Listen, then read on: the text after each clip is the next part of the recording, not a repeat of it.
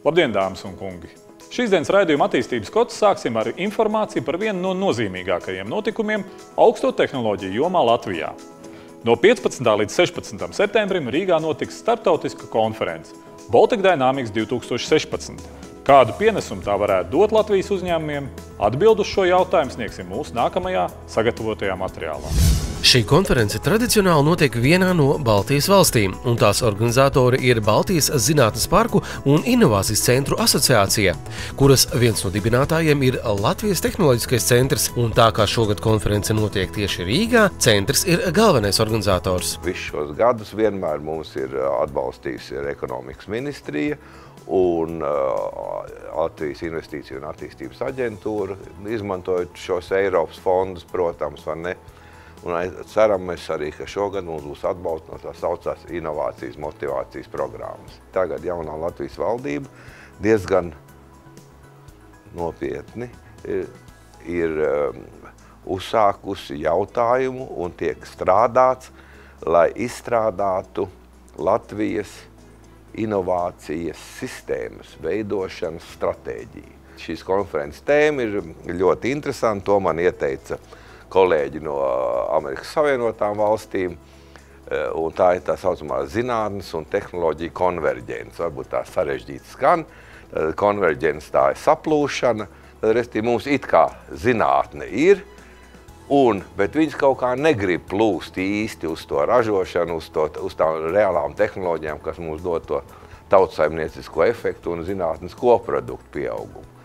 Nu, lūk, un tieši tāpēc tagad 15. 16. septembrī konference, tad zinātnes un tehnoloģiju saplūšana, tā ir stratēģija viedai izaugsmei. Mani ļoti pārsteidz atsaucība no tiem saucamiem vadošiem runātājiem, kurus mēs uzaicinājām. Pirmais, ko es gribētu pieminēt, ir profesors Čārls Vesners. Viņš ir profesors tieši par inovācijas sistēmu radīšanu profesors Georgetownas universitātē. Tas turpātās pie Vašingtonas. Otrs interesants tēma, ko mūsu sabiedrībā cilā un viens saprot tā, un sevišķi, man liekas, uzņēmēju un izglītības un zinātnes ministrijas viedoklis stipri atšķirās, ir tā saucamā RIS stratēģija, jeb reģionālā inovācijas stratēģija. Izcils eksperts no Eiropas komisijas tieši būs viens no tiem, kas izskaidros, kā saprast šo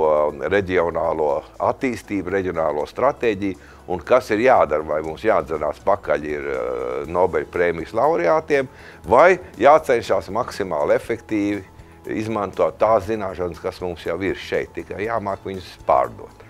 Nu tā, tad, ja ar šo reģionālo attīstību ir saistīti, kad viena darba sesija būs un arī plenārsēdē būs izcils runātājs, Soms pēc tautības Marku Markula, kurš ir Eiropas reģionālās attīstības komitejas prezidents. Ja?